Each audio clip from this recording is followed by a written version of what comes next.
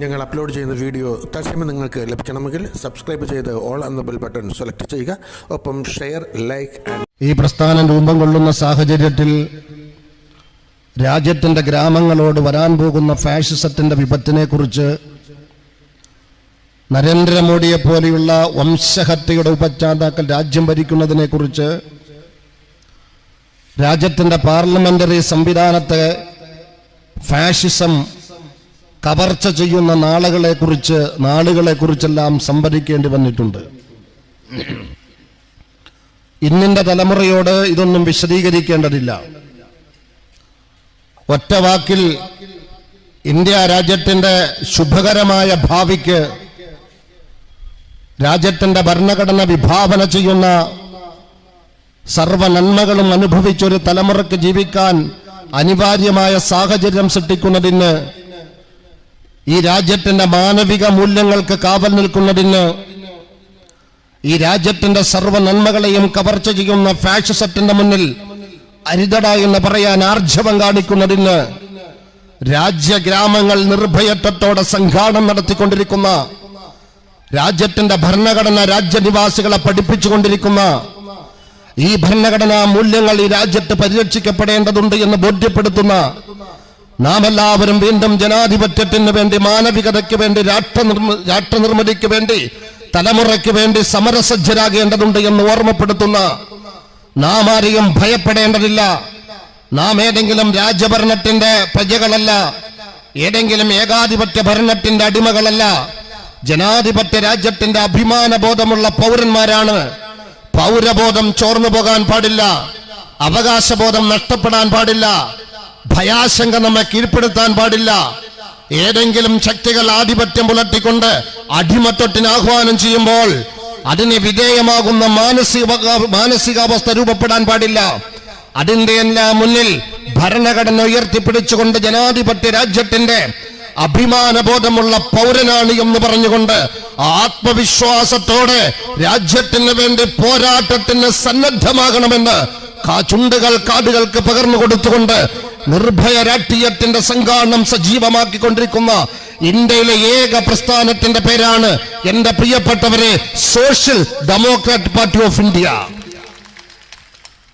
എവിടെയെല്ലാം രാഷ്ട്രീയ സത്യം പറയുന്നുണ്ടോ, എവിടെയെല്ലാം കറകളഞ്ഞ രാഷ്ട്രീയ നിലപാട് സ്വീകരിക്കുന്നുണ്ടോ, എവിടെയെല്ലാം ഭരണഘടനയോടൊപ്പം നിൽക്കാൻ ആഹ്വാനം ചെയ്യുന്നുണ്ടോ, അക്രമോത്സുക ഫാഷിസത്തിന്റെ മുന്നിൽ അരുതട കാട്ടാള എന്ന് പറയാനുള്ള പൗരധർമ്മം എവിടെയെല്ലാം നിർവഹിക്കപ്പെടുന്നുണ്ടോ, ആത്മാഭിമാനം പണയപ്പെടുത്താൻ സാധ്യമല്ല, അതിന് കൊടുക്കേണ്ടി വരുന്നത് തന്റെ സർവ്വതുമാണെങ്കിലും എന്ന പരസ്യമായ നിലപാട് സ്വീകരിക്കുന്നുണ്ടോ, മറ്റൊരു ഭാഷയിൽ പറഞ്ഞാൽ ജനാധിപത്യ രാജ്യത്തിന്റെ പൗരൻ അവന്റെ അന്തസ് പ്രകടമാക്കാൻ ആർജവം കാണിക്കുന്നുണ്ടോ, ആർജവം കാണിക്കുന്ന ആ ഒരു സംഘാടനത്തിന്റെ, ആ ഒരു പ്രത്യയ ശാസ്ത്രത്തിന്റെ പ്രതിനിധികളുടെ പേരാണ്, അതിന്റെ നാമമാണ് ഇന്ത്യൻ ജനാധിപത്യത്തിൽ social democratic party of India.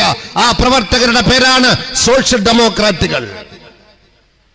ഞാൻ ആമുഖമായി ഇത് പറഞ്ഞത്, ഒരുപക്ഷെ ഞാൻ കഴിഞ്ഞ ചില വേദികളിലും പറഞ്ഞു, ഇന്ന് കേരളത്തിന്റെ മുഴുവൻ മണ്ഡലങ്ങളിലും ആയിരക്കണക്കിന് ആളുകൾ പാർട്ടിയിലേക്ക് കടന്നു വരികയാണ്.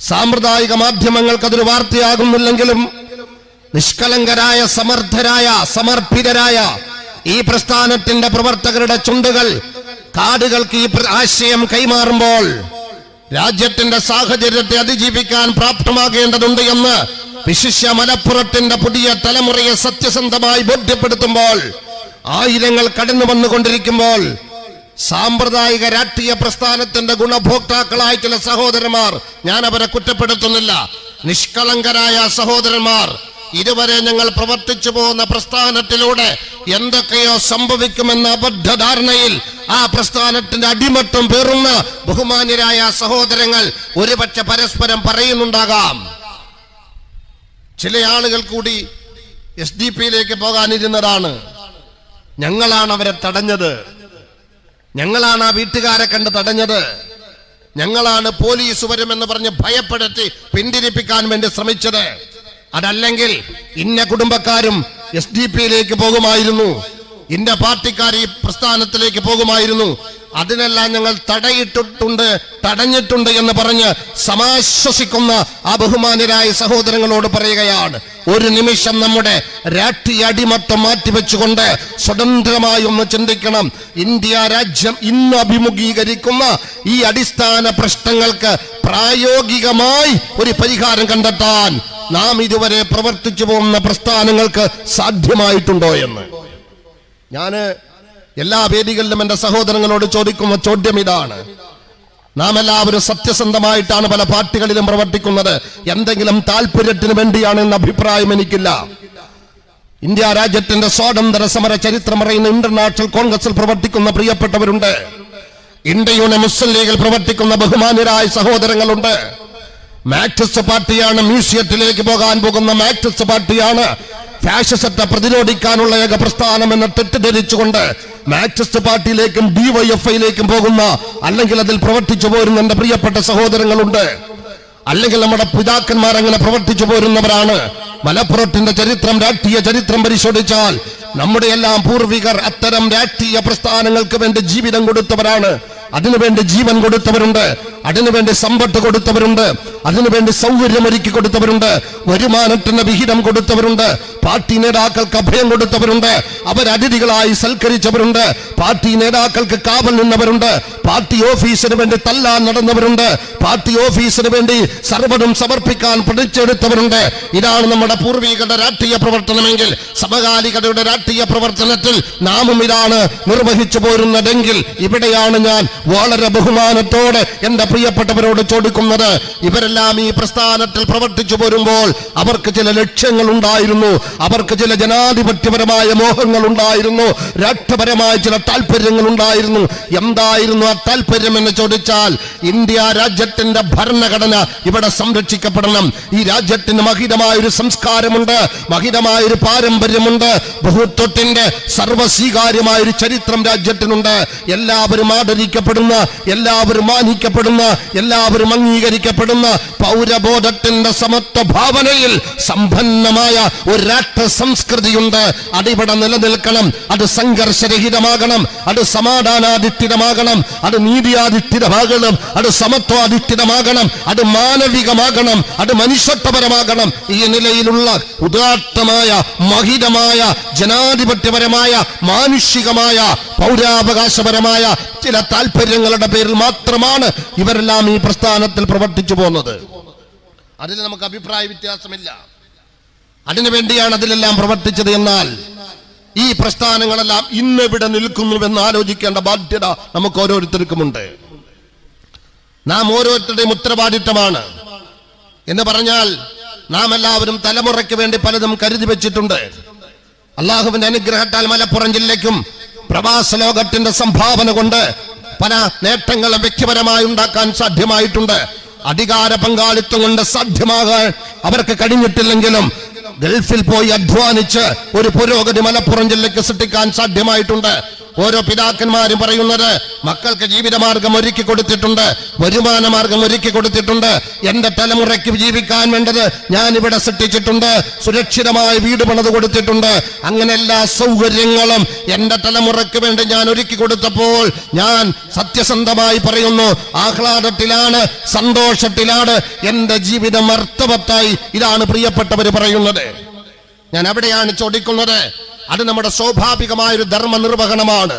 ഇതെല്ലാം നാം ചെയ്യേണ്ടതാണ്. മക്കൾക്ക് സൗകര്യമുള്ള വീട് പണിത് കൊടുക്കണം, വാഹനം വേണം, വരുമാന മാർഗം വേണം, ബാങ്ക് ഡിപ്പോസിറ്റ് വേണം, ഭൂസ്വത്ത് വേണം. ഇതെല്ലാം സ്വാഭാവികമാണ്. ഇതെല്ലാം സൃഷ്ടിച്ചു കൊടുക്കുമ്പോഴും ഞാൻ ആവർത്തിച്ച് ചോദിക്കുന്നു, 75 വയസ്സ് പ്രായമുള്ളവരോട്, 60 വയസ്സ് പ്രായമുള്ളവരോട്, 50 വയസ്സ് പ്രായമുള്ളവരോട്, 20ാമത്തെ വയസ്സിൽ പ്രവാസ ജീവിതം സ്വീകരിച്ച് 40 നിൽക്കുന്നവരോട്, അല്ലെങ്കിൽ അത്തരം പ്രവാസ ജീവിതത്തിന്റെ ഗുണഭോക്താക്കളാകുന്ന 20ന്റെ യുവത്വത്തോട് ചോദിക്കുന്നു, ഈ നാട്ടിൽ ഇതെല്ലാം നമ്മുടെ പിതാക്കന്മാർ ഒരുക്കി തന്നിട്ട്, അല്ലെങ്കിൽ നാം നമ്മുടെ തലമുറയ്ക്ക് വേണ്ടി ഒരുക്കി വെച്ചിട്ട് സുഖമായി, സ്വസ്ഥമായി, സമാധാനപരമായി ഇതനുഭവിച്ച് സുരക്ഷിതത്വത്തോടെ ഇവിടെ ജീവിക്കാൻ വേണ്ട ഒരു രാഷ്ട്രീയ സ്ഥിതി, ഒരു സാമൂഹിക സ്ഥിതി ഒരുക്കാൻ നമുക്ക് സാധ്യമായിട്ടുണ്ടോ? എന്തുകൊണ്ട് എന്ന ചോദ്യത്തിനാണ് മറുപടി കണ്ടെത്തേണ്ടത്. ബാക്കിയെല്ലാം ഒരുക്കാൻ നമുക്ക് സാധ്യമായിട്ടുണ്ട്. നല്ല അടച്ചുപൂട്ടുള്ള അടച്ചുറപ്പുള്ള വീടുണ്ട്, റിമോട്ടിന്റെ ഗേറ്റ് ഉണ്ട്. അൽഹംദുലില്ലാ, അതെല്ലാം അനുഗ്രഹങ്ങൾ തന്നെയാണ്. അതോടൊപ്പം തന്നെ ആവശ്യത്തിന് വരുമാന മാർഗങ്ങളുമുണ്ട്.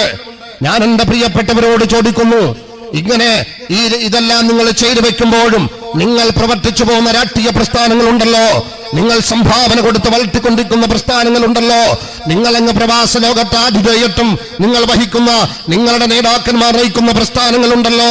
ഞാൻ ആവർത്തിച്ചു പറയുന്നു, ഏത് പക്ഷത്ത് നിൽക്കുന്ന പ്രസ്ഥാനവുമാകട്ടെ, ഏത് പതാക എന്തുന്ന പ്രസ്ഥാനവുമാകട്ടെ, ഈ പ്രസ്ഥാനങ്ങൾ നാളിതുവരെ പ്രവർത്തിച്ചിട്ട് നിങ്ങളുടെ തലമുറയ്ക്ക് സ്വസ്ഥമായി ഈ നാട്ടിൽ ജീവിക്കാൻ പറ്റുന്ന അവന്റെ അസ്തിത്വം അംഗീകരിച്ച് അവന്റെ സംസ്കാരം പരിരക്ഷിച്ച് അവന്റെ സർവ്വസമ്പൽ സമൃദ്ധികൾക്കും അവിടെ സുരക്ഷിതത്വമുണ്ട് എന്ന ബോധ്യത്തോടെ, സുരക്ഷാബോധത്തോടെ, അരക്ഷിതാവസ്ഥയില്ലാതെ സ്വസ്ഥമായി സമാധാനമായി ആരെയും ഭയക്കാതെ ജീവിക്കാൻ പറ്റുന്ന ഒരു സ്ഥിതിവിശേഷം ഒരുക്കി തരാൻ ഈ പ്രസ്ഥാനങ്ങൾക്ക് സാധ്യമായിട്ടുണ്ടോ എന്ന ചോദ്യത്തിന്റെ സത്യസന്ധമായ മറുപടിയിൽ നിന്നാകണം ഈ നവരാഷ്ട്രീയ പ്രസ്ഥാനത്തെ എന്റെ പ്രിയപ്പെട്ടവരെ നിങ്ങൾ കാണാൻ, നിങ്ങൾ വിലയിരുത്താൻ എന്നാണ് എനിക്ക് ഓർമ്മപ്പെടുത്താനുള്ളത്.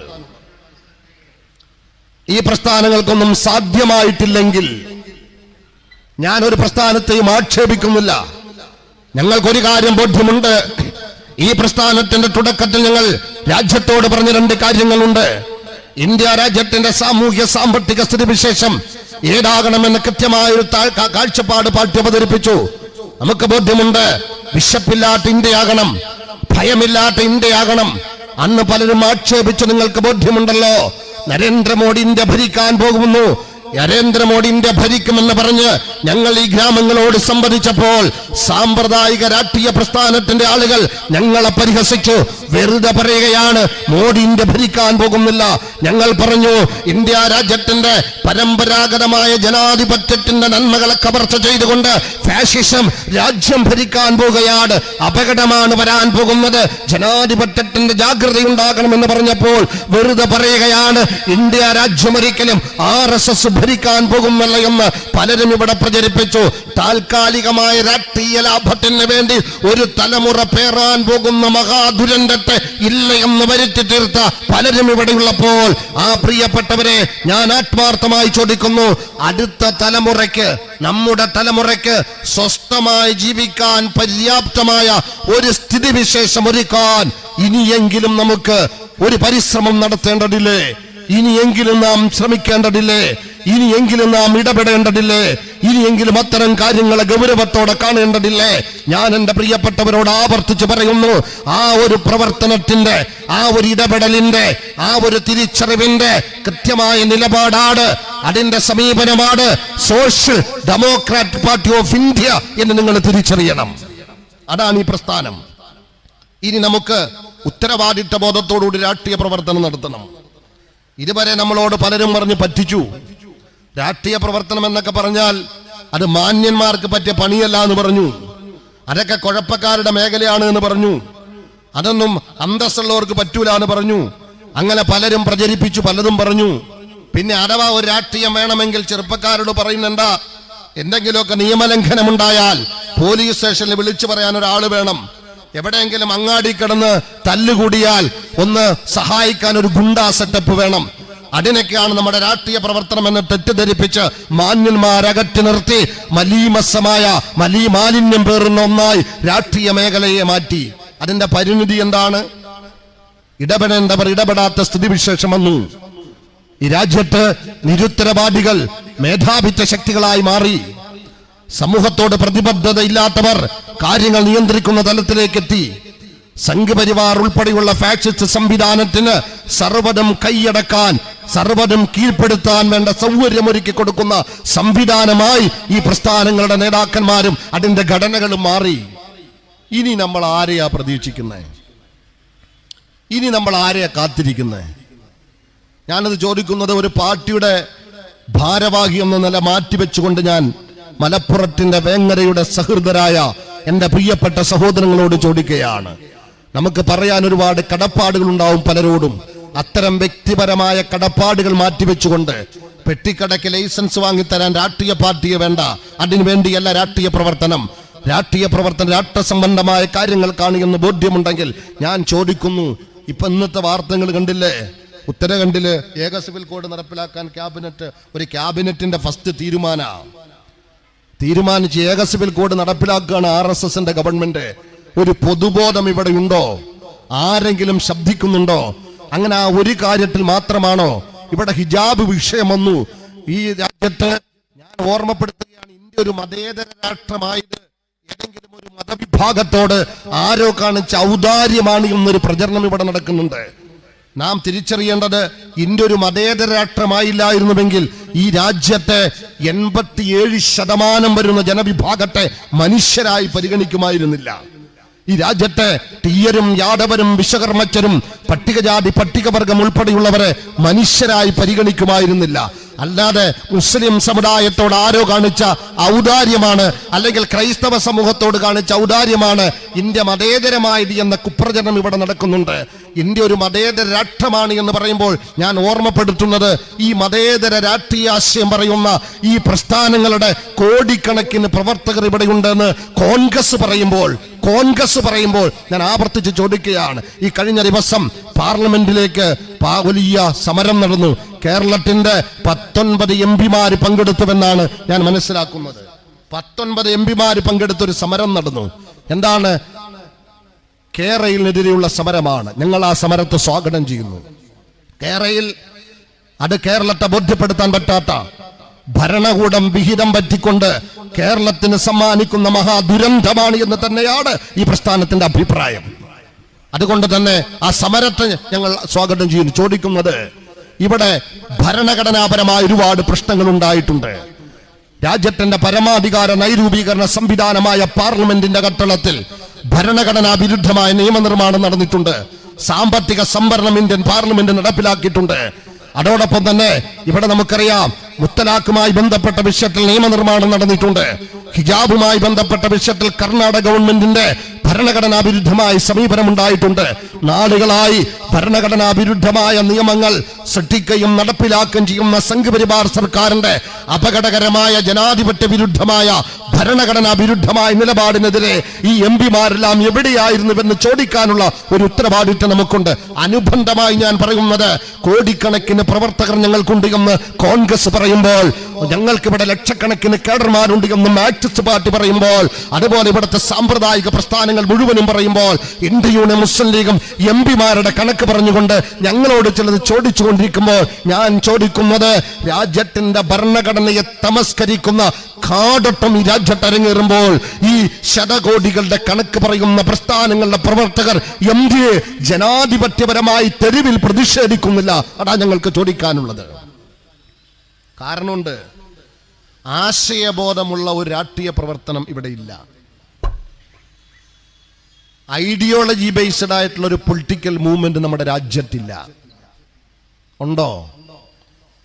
അങ്ങനെ ഒരു രാഷ്ട്രീയ പ്രവർത്തനം നമ്മുടെ നാട്ടിലുണ്ടോ? എല്ലാം ഒന്നല്ലേ? എല്ലാം ഒന്നായിക്കൊണ്ടിരിക്കുക. ആകെ ഇവിടെ ഒരു ഐഡിയോളജിയുള്ള ഒരു പ്രസ്ഥാനം, ഞാനത് സാന്ദർഭികമായി ഓർമ്മപ്പെടുത്തുകയാണ്. സംഘ് പരിവാർ, ഭാരതീയ ജനതാ പാർട്ടിക്കും അനുബന്ധ ഘടകങ്ങൾക്കും ഒരു ഐഡിയോളജി ഉണ്ട്. അത് നമുക്ക് ബോധ്യമുണ്ടത്. എന്താ അവരുടെ ആശയം? അത് ഹിന്ദുത്വ രാഷ്ട്രീയമാണ്, മനുസ്മൃതിയുടെ രാഷ്ട്രീയമാണ്, ചാതുർവർണ്ണത്തിന്റെ രാഷ്ട്രീയമാണ്.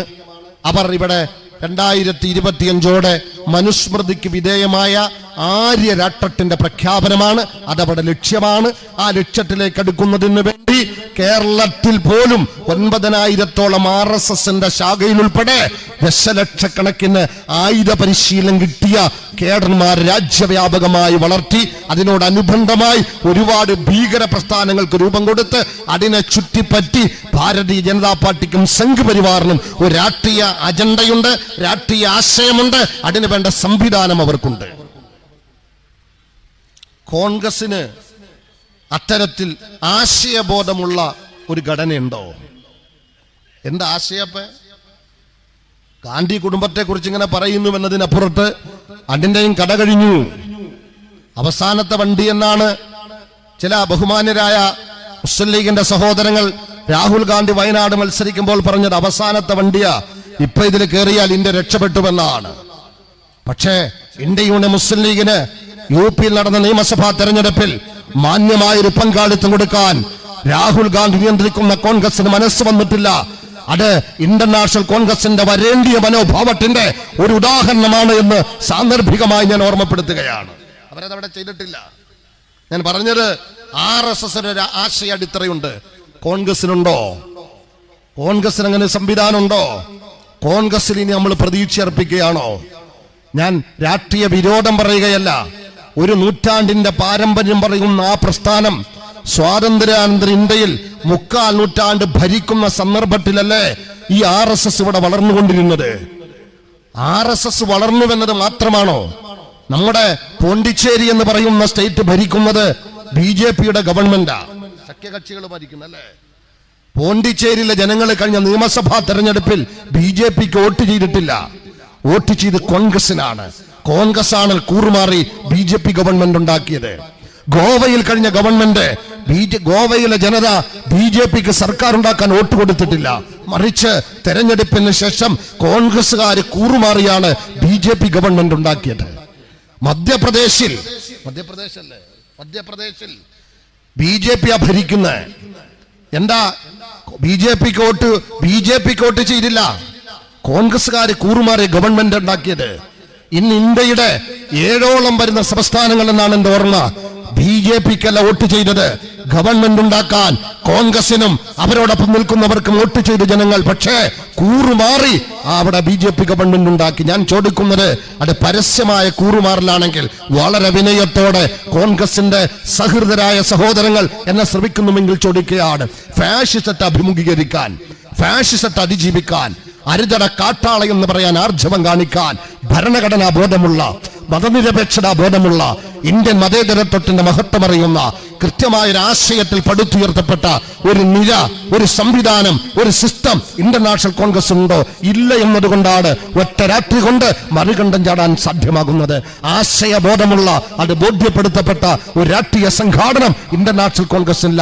അതുകൊണ്ട് തന്നെയാണ് ഫാഷിസ്റ്റ് പ്രസ്ഥാനങ്ങൾ വളർന്നുകൊണ്ടിരിക്കുന്നത്, ഈ കൂറുമാറ്റം നടന്നുകൊണ്ടിരിക്കുന്നത്. 1 2 അല്ല, 40 50 കൊല്ലം കോൺഗ്രസിൽ പ്രവർത്തിച്ച് കോൺഗ്രസിലൂടെ വളർന്നു വന്ന അങ്ങ് കർണാടകയുടെ SM കൃഷ്ണ ഉൾപ്പെടെയുള്ളവർക്ക് പോകാൻ കഴിഞ്ഞുവെങ്കിൽ ഞാൻ പറയുന്നത് ഇന്ത്യൻ മതേതരത്വത്തിന്റെ മഹത്വം എന്താണ് എന്ന്, അതിന്റെ മാനവികമായ താല്പര്യം എന്താണ് എന്ന് തിരിച്ചറിവുള്ള ഒരു നിരയെ, ഒരു നേതൃത്വത്തെ സൃഷ്ടിക്കാൻ സാധ്യമാകാത്ത കോൺഗ്രസിലൂടെ RSSന് അതിജീവിക്കാൻ കഴിയുമെന്ന്, നരേന്ദ്രമോദിയുടെ ഫാഷിസ്റ്റ് സംവിധാനത്തെ അതിജീവിക്കാൻ കഴിയുമെന്ന് വിശ്വസിക്കാൻ ചോറുണ്ടെന്ന് മലയാളിക്ക് പറ്റുമോ? നമുക്ക് പറ്റുക? ഞാൻ ചോദിക്കുന്നത് ഈ പ്രസ്ഥാനം എന്ത് എന്ന് തിരിച്ചറിയാനാണ്. ആയിരങ്ങൾ ഇതിലേക്ക് എന്തുകൊണ്ട് കടന്നു വരുന്നു? ഞാൻ അതാണ് ആമുഖമായി തന്നെ പറഞ്ഞ്, ആ കടന്നു വരുന്നവർ സമകാലികതയെ കൃത്യമായി വിശകലനം ചെയ്ത് സ്വതന്ത്രമായി, സത്യസന്ധമായി, നിഷ്കളങ്കമായി ഒരു നിലപാട് സ്വീകരിച്ച് കടന്നു വരികയാണ്. തലമുറയോടുള്ള ഉത്തരവാദിത്വ നിർവഹണമാണ്. അടുത്ത് ഞാൻ ചോദിക്കുന്നത് മാർക്സിസ്റ്റ് പാർട്ടിയാണ്. ഞാൻ ദീർഘമാക്കുന്നില്ല, ഒരുപാട് പ്രഭാഷകർ ഇവിടെയുണ്ട്. മാർക്സിസ്റ്റ് പാർട്ടി എന്താ? നിങ്ങൾ ഒരു കാര്യം അറിയോ? കഴിഞ്ഞ പിണറായി ഗവൺമെന്റിന്റെ 1ാം ഗവൺമെന്റ് കുറച്ചൊക്കെ BJPക്കെതിരെ എന്തൊക്കെ പറഞ്ഞിട്ടുണ്ട്, നരേന്ദ്രമോദിക്കെതിരെ എന്തൊക്കെയോ സംഭവിക്കാൻ പോകുന്നുവെന്ന് പറഞ്ഞു. മുഖ്യമന്ത്രിമാർക്കൊക്കെ കത്തെഴുതാറുന്നു ജോലി.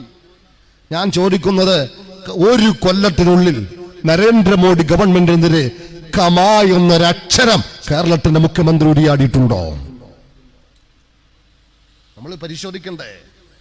ഏതെങ്കിലും ഒരു വിഷയത്തിൽ രാഷ്ട്രീയ നിലപാട് പറഞ്ഞിട്ടുണ്ടോ? വിയോജിപ്പ് പറഞ്ഞിട്ടുണ്ടോ? വിസമ്മതം രേഖപ്പെടുത്തിയിട്ടുണ്ടോ? അത് മാത്രമാണോ? ആരോപണമാണോ? കേരളത്തിന്റെ പോലീസ് സംവിധാനത്തെ RSS നിയന്ത്രിക്കുന്നുവെന്ന് പറഞ്ഞതിന് കേരളം സാക്ഷ്യമല്ലേ?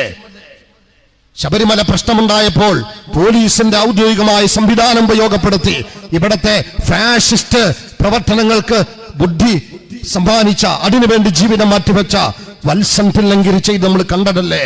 കോടിയേരി ബാലകൃഷ്ണൻ ഉൾപ്പെടെയുള്ളവർ പറഞ്ഞില്ലേ പോലീസ് സംവിധാനത്തെ RSS നിയന്ത്രിക്കുന്നുവെന്ന്? CPMന്റെ മുഴുവൻ സമ്മേളനങ്ങളിലും ചർച്ച ചെയ്തില്ലേ? ഈ പോലീസ് സംവിധാനം RSS വൽക്കരിച്ചതിന്റെ ഇരകളാകുന്നത് ഈ രാജ്യത്തിന്റെ മതന്യൂനപക്ഷങ്ങളല്ലേ? കേരളത്തിന്റെ ദളിത് ജനവിഭാഗമല്ലേ? ഇവിടുത്തെ കീഴാള ജനവിഭാഗമല്ലേ?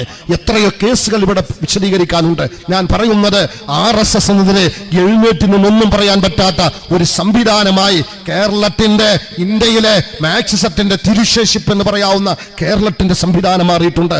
എപ്പോഴോ മുഖ്യമന്ത്രി പറഞ്ഞ ഏതോ ഒരു പ്രസ്താവന കൊണ്ട് ഇവിടത്തെ മാർക്സിസ്റ്റ് പാർട്ടി മതന്യൂനപക്ഷങ്ങളെ, ദളിതുകളെ, കീഴാളനെ സംരക്ഷിക്കുമെന്ന അബദ്ധധാരണ വേണ്ട.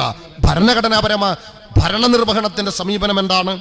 ഞാൻ എന്നെ കേൾക്കുന്ന പ്രിയപ്പെട്ടവരോട് പറയുകയാണ്, സത്യസന്ധമായി ചിന്തിക്കണം.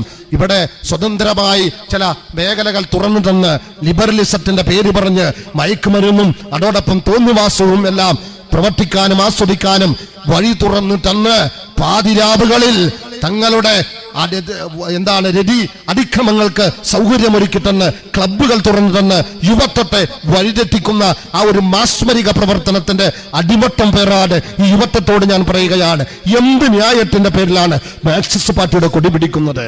നമുക്കൊരു ധാർമ്മിക ബോധമില്ലേ? നമുക്കൊരു രാഷ്ട്രീയ ബോധമില്ലേ? ഒരു പാരമ്പര്യമായ രാഷ്ട്രീയ താല്പര്യങ്ങളിലെ രാഷ്ട്ര താല്പര്യങ്ങളിലെ ഇന്ത്യ രാജ്യത്തിന്റെ തലമുറയുടെ നെടുവീർപ്പുകൾക്ക് കാതുകൊടുക്കാതിരിക്കാൻ പറ്റുമോ? എന്തിന്റെ അടിസ്ഥാനത്തിലാണ് പക്ഷപാതം പേറുന്ന അകത്തളങ്ങളിൽ ഫാഷിസ്റ്റ് താല്പര്യം നടപ്പിലാക്കുന്ന ഹിഡൻ അജണ്ട കൊണ്ട് ഇന്ന് കേരളം നയിക്കുന്ന കേരളത്തിന്റെ മുഖ്യമന്ത്രിയുടെ മാർക്സിസ്റ്റ് പാർട്ടി ഡിവൈഎഫ് ഉൾപ്പെടെയുള്ള പ്രസ്ഥാനത്തിൽ എന്തിന് പ്രവർത്തിക്കുന്നു? സത്യസന്ധമായി പറയാൻ പറ്റുമോ?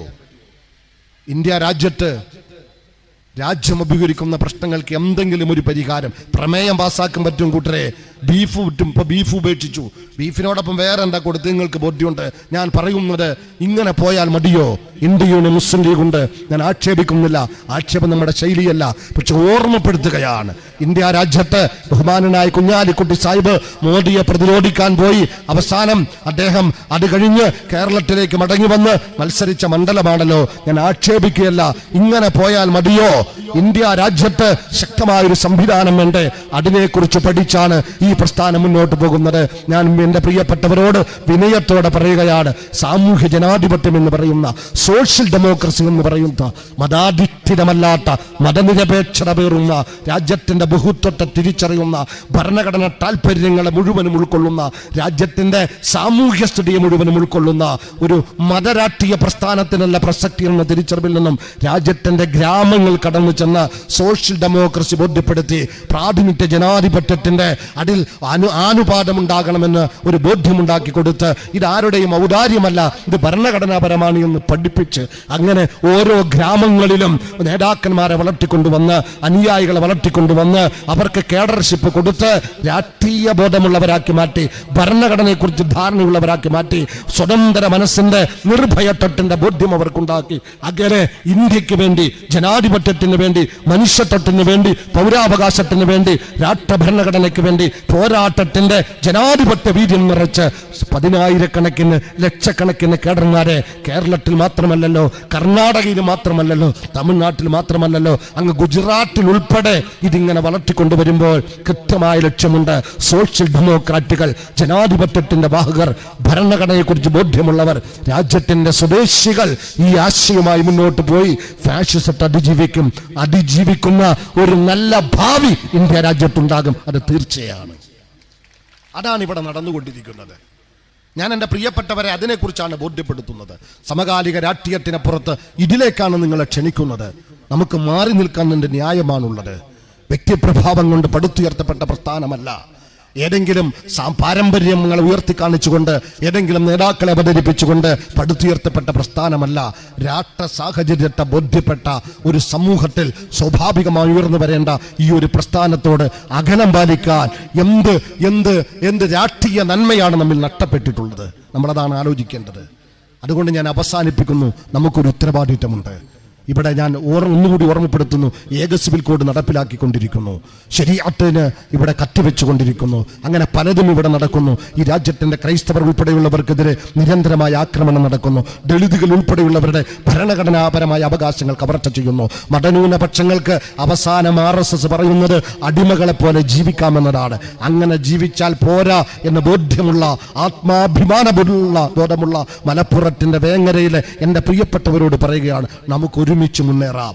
എന്തെങ്കിലുമൊക്കെ വ്യക്തിബന്ധത്തിന്റെ പേരിൽ, ആരോടെങ്കിലുമുള്ള ആദരവിന്റെ പേരിൽ, അല്ലെങ്കിൽ ചില കടപ്പാടിന്റെ പേരിൽ, ചില ഔദാര്യത്തിന്റെ പേരിൽ നമ്മുടെ ആത്മബോധത്തെ, നമ്മുടെ രാഷ്ട്രീയ താല്പര്യത്തെ, രാഷ്ട്ര താല്പര്യത്തെ, തലമുറയോടുള്ള ഉത്തരവാദിത്വ നിർവഹണത്തെ, ആത്മാഭിമാനത്തെ പകരം കൊടുക്കാൻ നമുക്ക് പറ്റൂല എന്ന് തീരുമാനിക്കണം.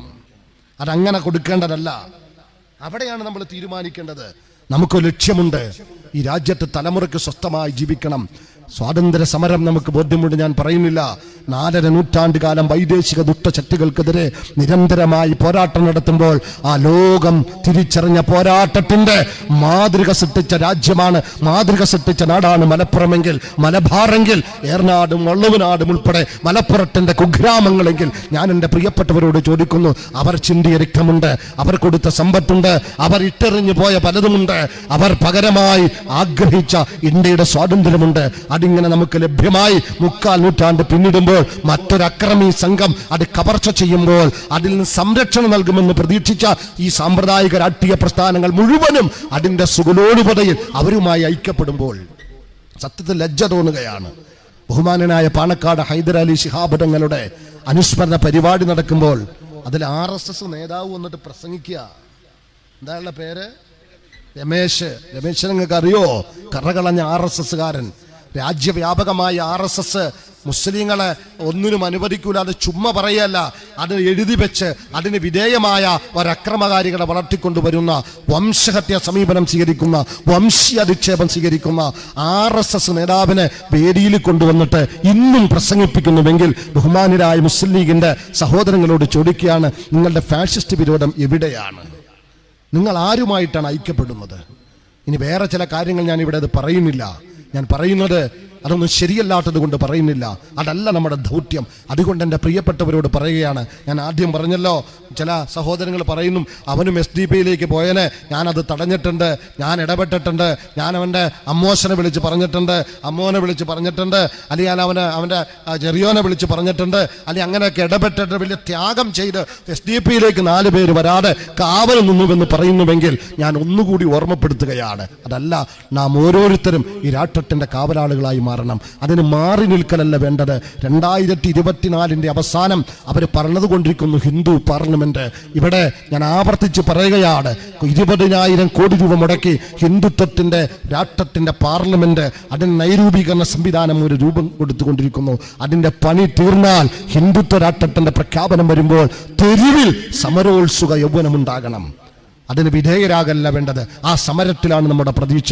ലോകത്തെ ഫാഷിസ്റ്റുകൾ ഉൾപ്പെടെയുള്ള സർവ്വ ഏകാധിപതികളും തകർന്നടിഞ്ഞ സമര ചരിത്രം വായിക്കുന്നവരാണ് നാം. അതിന് ഭയപ്പാടല്ല വേണ്ടത്, ഇനി എന്ത് ചെയ്യുമെന്ന വിചാരമല്ല വേണ്ടത്. എല്ലാം പോയി എന്ന തോന്നലുമല്ല, ഒന്നും പോയിട്ടില്ല. നമുക്ക് വീണ്ടെടുക്കാൻ പറ്റുന്നതാണ്, നമുക്ക് വീണ്ടെടുക്കാൻ കഴിയും. ഇന്ത്യയെ വീണ്ടെടുക്കാൻ കഴിയും, ഇന്ത്യയുടെ നന്മയെ വീണ്ടെടുക്കാൻ കഴിയും, ഇന്ത്യൻ ജനാധിപത്യത്തെ വീണ്ടെടുക്കാൻ കഴിയും. നമ്മുടെ പൂർവ്വസൂരികളെ പോലെ സമരസജ്ജരാകണം, ഭയാശങ്ക ഉപേക്ഷിക്കണം, രാഷ്ട്രീയ കാപട്യം ഉപേക്ഷിക്കണം. അതും വേണം, രാഷ്ട്രീയ കപടത ഉപേക്ഷിക്കണം. ഇനി അത് പേറിക്കൊണ്ട് നടക്കുക. നമ്മൾ എന്താ കാണുക, ചില നമ്മുടെ നേതാക്കന്മാരുടെ കച്ചവട താല്പര്യം ഉണ്ടാവും, അതിന് ഒരു സമൂഹം വില കൊടുക്കേണ്ടി വരിക, നേതാക്കന്മാരുടെ ചങ്ങാട്ടം ഉണ്ടാവും.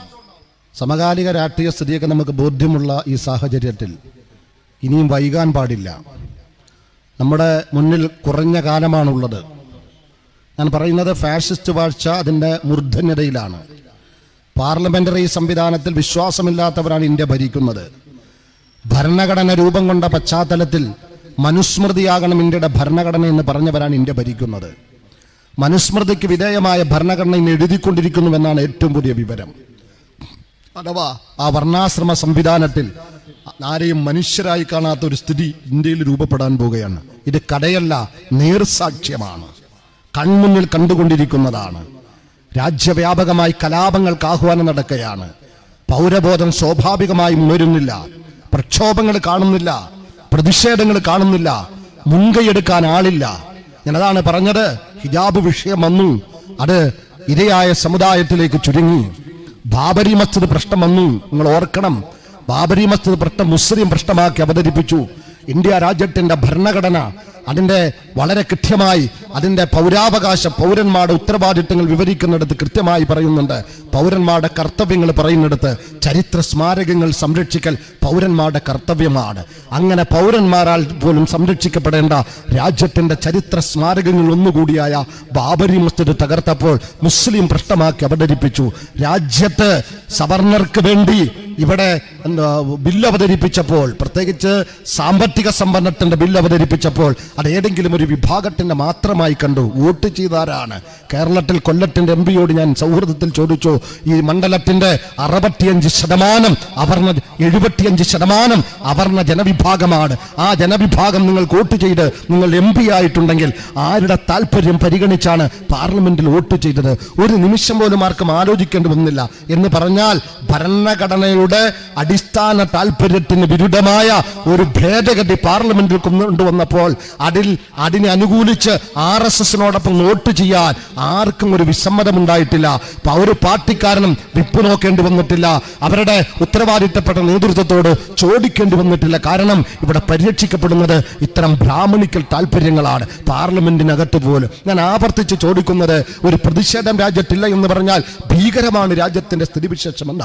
ജനാധിപത്യത്തിന്റെ മുഴുവൻ നന്മകളും ഇവിടെ കവർച്ച ചെയ്യപ്പെടുമ്പോൾ അതെല്ലാം ചില മതവിഭാഗത്തിന്റെ പ്രശ്നമാണ്, ഞങ്ങൾ അതിനോടൊപ്പം ഉണ്ടാകുമെന്ന പ്രസ്താവനയ്ക്കപ്പുറത്ത് പ്രായോഗികമായി ഞാൻ പറയുന്നു, നരേന്ദ്രമോദി ഗവൺമെന്റിന്റെ ഫാഷിസ്റ്റ് അജണ്ടക്കെതിരെ അതിശക്തമായ ഒരു സമരത്തിന് നേതൃത്വം കൊടുക്കാൻ ഏതെങ്കിലും ഒരു രാഷ്ട്രീയ പ്രസ്ഥാനത്തിന് ഇവിടെ അവർ ഉത്തരവാദിത്വത്തോടെ പ്രവർത്തിച്ചിട്ടുണ്ടോ?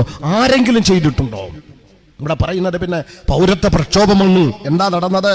അതിന് അമിത്ഷാ ഇന്നും പഠിക്കുന്നത് പോപ്പുലർ ഫണ്ട് എന്ന പ്രസ്ഥാനത്തെയാണ്. പോപ്പുലർ ഫണ്ടുകാരന അങ്ങ് അവിടെ പോപ്പുലർ ഫണ്ട് ഇടപെട്ടത് കൊണ്ടാ രാജ്യത്ത് സമരം സജീവമായിരുന്ന. അതിന്റെ പേരിൽ പോപ്പുലർ ഫണ്ടുമായി ബന്ധമില്ലാത്ത ചില സഹോദരങ്ങളെ പോലും പോപ്പുലർ ഫണ്ടുകാരെന്ന് പറഞ്ഞ് കൽത്തുറുങ്കിലടക്കുന്ന സ്ഥിതിവിശേഷം വന്നു. ഞാൻ അതിലേക്ക് പോകുന്നില്ല. ഞാൻ പറഞ്ഞത്, അങ്ങനെ മുസ്ലിം സമുദായം സംഘടിപ്പിച്ച സമരത്തിൽ വന്നുകൊണ്ട് വലിയ പ്രഭാഷണം നടത്താൻ മത്സരിച്ചു എന്നതിന് പുറത്ത് ഏതൊക്കെ പ്രസ്ഥാനങ്ങളാണ് ഇവിടെ ഇത് നടത്തിയത്? ഞാൻ ആവർത്തിച്ച് ചോദിക്കുന്നു, ഭരണഘടന കൊല ചെയ്യപ്പെടുമ്പോൾ പൗരബോധം ഉണരുന്നില്ല. അങ്ങനെയാണല്ലോ ഈ രാജ്യത്ത് നിയമനിർവഹണവും നീതി നിർവഹണവും ഉണ്ടാകണം. ഇതൊന്നും ഇവിടെ ഉണ്ടാകുന്നില്ല. അവിടെയാണ് ഞാൻ ആവർത്തിച്ച് പറഞ്ഞത്, രാഷ്ട്രീയ ബോധമുള്ളൊരു തലമുറയില്ല, ഇത് ബോധ്യമുള്ളൊരു തലമുറയില്ല. ജാതിമത ഭേദമന്യേ ഇന്ത്യൻ മതേതരത്വവും ഭരണഘടനയും സംരക്ഷിക്കപ്പെടേണ്ടതാണ് എന്ന രാഷ്ട്രീയ ബോധം ഒരു പ്രസ്ഥാനവും തന്നെ അണികൾക്ക് പകർന്നു കൊടുത്തിട്ടില്ല. ഒരു പ്രസ്ഥാനവും പകർന്നു കൊടുത്തിട്ടില്ല. അത് മുസ്ലിമിന്റെ പ്രശ്ന, അത് ദളിതന്റെ പ്രശ്ന. കഴിഞ്ഞ ക്രിസ്മസ് ദിനത്തിൽ മധ്യപ്രദേശിൽ ഉൾപ്പെടെ കർണാടകയിൽ ഉൾപ്പെടെ ക്രൈസ്തവർക്ക് ആക്രമണം നടന്നു. അത് ഭരണഘടനാ പ്രശ്നമാണ്, അത് ക്രൈസ്തവരുടെ പ്രശ്നമല്ല. മുസ്ലിങ്ങൾ ആക്രമിക്കപ്പെടുന്നു. ഇന്ന് UP-യിൽ രാജ്യത്തിന്റെ പൗരൻ, ഒരു മുസ്ലിം സഹോദരൻ ആക്രമിക്കപ്പെട്ടിട്ടുണ്ട്, കൊല്ലപ്പെട്ടിട്ടുണ്ട്, രക്തസാക്ഷിയായിട്ടുണ്ട്. ഞാൻ പറയുന്നത്, ഇതൊക്കെ നടക്കുമ്പോൾ എവിടെയാണ് പ്രതിഷേധം? എന്തുകൊണ്ട് പ്രതിഷേധിക്കുന്നില്ല? നമ്മളൊന്ന് സൗഹൃദ സംഭാഷണം നടത്തി നോക്കുക. ഈ രാജ്യത്തെ കോൺഗ്രസ്സുകാരനായ മാർക്സിസ്റ്റുകാരനായ അവന്റെ മതം വെച്ച് പറയാം, അത് മുസ്ലിങ്ങളുടെ പ്രശ്നമല്ലേ, അത് ദളിതുകളുടെ പ്രശ്നമല്ലേ, അത് ഈഴവരുടെ പ്രശ്നമല്ലേ? അതിനപ്പുറത്ത് ഇന്ത്യയുടെ പ്രശ്നമാണ്, ഭരണഘടനാ പ്രശ്നമാണ്, ജനാധിപത്യത്തിന്റെ പ്രശ്നമാണ്, മനുഷ്യത്വത്തിന്റെ പ്രശ്നമാണ്, ഇത് മാനവികതയുടെ പ്രശ്നമാണ്, ഇത് ഭരണഘടനാ മൂല്യങ്ങൾക്കെതിരെയുള്ള നിലപാടാണ്, രാജ്യത്തിന്റെ മഹിതമായ ബഹുത്വത്തെ തകർക്കലാണ്. ഇന്ത്യയാണ് ഇവർ തകർക്കുന്നത്, ഇന്ത്യയാണ് ഇവർ ആക്രമിക്കുന്നത്, ഇന്ത്യയാണ് ഇവർ കൊല്ലുന്നത്. ഇന്ത്യയുടെ സ്വാതന്ത്ര്യമാണ് അവർ കവർച്ച ചെയ്യുന്നത്. ഈ നിലയിൽ അതുകൊണ്ട് ഇത്തരം പ്രശ്നങ്ങളിൽ ജാതി നോക്കിയല്ല നിലപാട് വേണ്ടത്, മതം നോക്കിയല്ല നിലപാട് വേണ്ടത്, ആര് പറയുന്നുവെന്ന് നോക്കിയല്ല നിലപാട് വേണ്ടത്. ഇന്ത്യയോടൊപ്പം നിൽക്കണമെന്ന ഒരു പൗരധർമ്മത്തിന്റെ ഉദ്ഘോഷം ഒരു പ്രസ്ഥാനങ്ങളിൽ നിന്നും ഉണ്ടാകുന്നില്ല. ഭരണഘടന വായിച്ച് നിലപാട് സ്വീകരിക്കണമെന്ന ഒരു ആഹ്വാനം ഉണ്ടാകുന്നില്ല. ഭരണഘടന സംരക്ഷിക്കപ്പെടണമെന്ന ആഹ്വാനം ഉണ്ടാകുന്നില്ല. അതിനുവേണ്ടി ഒരു നേതാക്കന്മാരും ഡൽഹിയിലേക്ക് പോകുന്നില്ല, എവിടെയും സമരകാഹളം മുഴക്കുന്നില്ല. എന്ന് പറഞ്ഞാൽ ഈ രാജ്യത്തിന്റെ ഭൂരിപക്ഷം വരുന്ന അടിസ്ഥാന ജനവിഭാഗം, മുസ്ലിം മതന്യൂനപക്ഷം ഉൾപ്പെടെയുള്ളവർ, അവർ അതിനെ അഭിമുഖീകരിച്ചു കൊള്ളട്ടെ. ഞങ്ങൾക്ക് വോട്ട് ബാങ്കിനപ്പുറത്ത് ഒരു താല്പര്യമില്ല എന്ന്. അങ്ങനെയും മാത്രമല്ല, അവസാനം മതന്യൂനപക്ഷങ്ങളുടെ വോട്ട് ബാങ്കിനെ സംബോധന ചെയ്തുകൊണ്ട് ആ വോട്ട് പോലും ഞങ്ങൾക്ക് വേണ്ട എന്ന് തീരുമാനിക്കുന്നിടത്തേക്ക് ഈ പ്രസ്ഥാനങ്ങളെല്ലാം എത്തിപ്പെട്ടുവെങ്കിൽ ഇനി ആരെയാണ് കാത്തിരിക്കുന്നത്? ഇനി ആരാ വരാനുള്ളത്? അതുകൊണ്ട് ഉത്തരവാദിത്ത ബോധത്തോടെ ഒരു നിലപാട് സ്വീകരിക്കണം.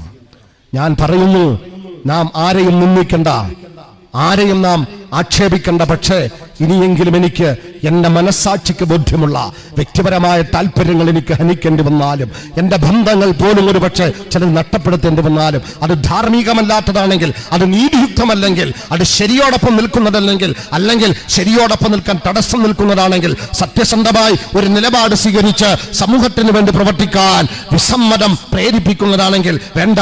അത്തരം ബന്ധങ്ങൾക്കപ്പുറത്ത്, അത്തരം സ്വാർത്ഥമോഹങ്ങൾക്കപ്പുറത്ത്, അതിനാൽ പരിരക്ഷിക്കപ്പെടുന്ന എൻ്റെ സംവിധാനങ്ങൾക്കപ്പുറത്ത് അതിനപ്പുറത്ത് ഇന്ത്യയാണ് വലുത്, തലമുറയാണ് വലുത്, ഇന്ത്യയുടെ ഭൂത്വമാണ് വലുത്. സ്വസ്ഥമായി ഈ തലമുറയ്ക്ക് ജീവിക്കാൻ വേണ്ട ജനാധിപത്യത്തിന്റെ പക്ഷം നിന്നുകൊണ്ട് ഭരണഘടന ഉയർത്തിപ്പിടിച്ചുകൊണ്ട് പോരാട്ടം നടത്താൻ എനിക്ക് ബാധ്യതയുണ്ട്. അതെന്റെ മാനവികമായ ബാധ്യതയാണ്, പൗരത്വപരമായ ബാധ്യതയാണ്, അതോടൊപ്പം വിശ്വാസപരമായ ബാധ്യതയാണ്. അത് നിർവഹിക്കണം. ഒരാളെയും ഭയപ്പെടാതെ സ്വതന്ത്ര ഇന്ത്യയുടെ പൗരബോധത്തിൽ നിന്നുകൊണ്ട് എനിക്ക് ഇടപെടാൻ കഴിയണം. അതിനാകണം എന്റെ രാഷ്ട്രീയ പ്രവർത്തനം, അതിനാകണം എന്റെ പൊതുപ്രവർത്തനം എന്ന കറകളഞ്ഞ നിലപാട് സത്യസന്ധമായി സ്വീകരിക്കാനുള്ള അവസരം ഉപയോഗപ്പെടുത്തണമെന്ന് ഒരിക്കൽ കൂടി ഓർമ്മപ്പെടുത്തിക്കൊണ്ട് ഈ ബഹുജന മുന്നേറ്റം, ഈ ജനാധിപത്യത്തിന്റെ മുന്നേറ്റം, ഈ നിർഭയ രാഷ്ട്രീയത്തിന്റെ ചുവടുവെപ്പ് രാജ്യവ്യാപകമായി നടക്കുമ്പോൾ ഞങ്ങൾ കൊള്ളാം, അതിൽ ഞങ്ങൾക്ക് ആവേശമുണ്ട് എന്ന ആത്മഗതത്തിന് പുറത്ത്, അഭിപ്രായ പ്രകടനങ്ങൾക്ക് പുറത്ത് അഭിമാനത്തോടെ പിടിക്കുക. ഈ വെള്ള നക്ഷത്രാങ്കിത ധിവർണ പതാക പിടിച്ച് ഫാഷിസത്തിന്റെ എതിർചേരിൽ നിൽക്കുക. ഞാൻ ഒന്നുകൂടി പറയുന്നു, ഫാഷിസത്തിന്റെ ഈ ഏറ്റവും അത് മലീമസപ്പെടുത്തിയ ഈ രാഷ്ട്രഭൂമികയിൽ അതിനെതിരെ ഒരു നിലപാട് സ്വീകരിക്കാൻ ആർജവം കാണിക്കുന്നുവെങ്കിൽ അതെ, ഞാനൊരു STP കാരനാണ് എന്ന് പറയൽ മാത്രമാണ് എന്ന് ഓർമ്മപ്പെടുത്തിക്കൊണ്ട് അമിത്ഷായാണ് മറുഭാഗത്ത് എന്ന് പറയുന്നത്. ഗുജറാത്തിൽ നടന്ന കഴിഞ്ഞ നിയമസഭാ തെരഞ്ഞെടുപ്പിൽ പോലും STPക്കെതിരെ അമിത്ഷാ പറഞ്ഞു. നരേന്ദ്രമോദി കഴിഞ്ഞ പാർലമെന്റ് തെരഞ്ഞെടുപ്പിൽ കേരളത്തിൽ വന്നപ്പോൾ രണ്ടിടത്തും പ്രസംഗിച്ചത്, നിയമസഭാ തെരഞ്ഞെടുപ്പിൽ വന്നപ്പോൾ പത്തനംതിട്ടയിലും തിരുവനന്തപുരത്തും പറഞ്ഞത് STPയെ കുറിച്ചാണ് പറഞ്ഞത്. കർണാടകയിൽ നൂറുകണക്കിന് വേദികളിൽ RSSകാർ ഇതിനെതിരെ പറയുന്നുവെങ്കിൽ എത്രത്തോളം അബദ്ധത്തിലെങ്കിലും ET മുഹമ്മദ് ബഷീർ ഒരു കാര്യം പറഞ്ഞപ്പോൾ അദ്ദേഹത്തെ പോലും സുഡാപ്പിയാക്കിയെങ്കിൽ ശരിയുടെ പക്ഷമാണിത്, ജനാധിപത്യത്തിന്റെ പക്ഷമാണ്, സത്യസന്ധയുടെ പക്ഷമാണ്. അതോടൊപ്പം ഫാഷിസ്റ്റ് വിരുദ്ധ പോരാട്ടത്തിന്റെ ആശയടിത്തറയുള്ള ചങ്കുറപ്പുള്ള ഭരണഘടനയിൽ ആത്മവിശ്വാസമുള്ള ഒരു വലിയ മുന്നേറ്റമാണിത്. അതുകൊണ്ട് ഇന്ന് ശരിയുടെ രാഷ്ട്രീയം സ്വീകരിക്കാൻ സത്യസന്ധമായി ആഗ്രഹിക്കുന്നുവെങ്കിൽ പറയണം, ഞാനൊരു STP കാരനാണ് എന്ന് മാത്രം ഓർമ്മപ്പെടുത്തിക്കൊണ്ട് ഈ സൗഹൃദത്തിന്റെ, സ്നേഹത്തിന്റെ, മാനവികതയുടെ, ജനാധിപത്യത്തിന്റെ, ഒരുമയുടെ, ഭൂത്വത്തിന്റെ സാമൂഹ്യ ജനാധിപത്യത്തിലേക്ക് തുറന്ന മനസ്സോടെ നിങ്ങളെ സ്വാഗതം ചെയ്തുകൊണ്ട്, നിങ്ങൾക്ക് ആ വ്യത്യസ്തമായ വീക്ഷണങ്ങളുണ്ട്, സ്വതന്ത്രമായി ചർച്ച ചെയ്യണമെങ്കിൽ ഞങ്ങൾ അതിനുകൂടി അവസരമുണ്ടാക്കും. നമുക്ക് സംവദിക്കാം, സ്വകാര്യമായും സംവദിക്കാം, പരസ്യമായും സംവദിക്കാം. ആരോഗ്യകരമായ സംവാദത്തിലൂടെ ഈ ശരിയിലേക്ക് കടന്നു വരാൻ അവസരമൊരുക്കണം, ഉണ്ടാകട്ടെ എന്ന് ആശംസിച്ചുകൊണ്ട് ഔപചാരികമായി ഇത് ഉദ്ഘാടനമായി പ്രഖ്യാപിച്ചുകൊണ്ട് ഒരിക്കൽ കൂടി ഈ നിർഭയ രാഷ്ട്രീയത്തിന്റെ നക്ഷത്രാങ്കിത ദ്വിവർണ്ണ പതാക നെഞ്ചിലേറ്റി ഫാഷിസ്റ്റ് വിരുദ്ധ പോരാട്ടത്തിന്റെ മുന്നണി പോരാളിയാണ് എന്ന് പരസ്യമായി നിലപാട് സ്വീകരിച്ച് ഇവിടെ കടന്നു വന്ന വിപ്ലവകാരികളെ പാർട്ടിയുടെ സംസ്ഥാന കമ്മിറ്റിക്ക് വേണ്ടി ഒരിക്കൽ കൂടി അഭിവാദ്യം ചെയ്തുകൊണ്ട് ഞാൻ എന്റെ വാക്കുകൾ അവസാനിപ്പിക്കുന്നു. ജയ് ഹിന്ദ്, ജയ് സോഷ്യൽ ഡെമോക്രസി. അസ്സലാമു അലൈക്കും വറഹ്മത്തുള്ളാഹി. ഞങ്ങൾ അപ്ലോഡ് ചെയ്യുന്ന വീഡിയോ തത്സമയം നിങ്ങൾക്ക് ലഭിക്കണമെങ്കിൽ സബ്സ്ക്രൈബ് ചെയ്ത് ഓൾ എന്ന ബെൽ ബട്ടൺ സെലക്ട് ചെയ്യുക. ഒപ്പം ഷെയർ, ലൈക്ക്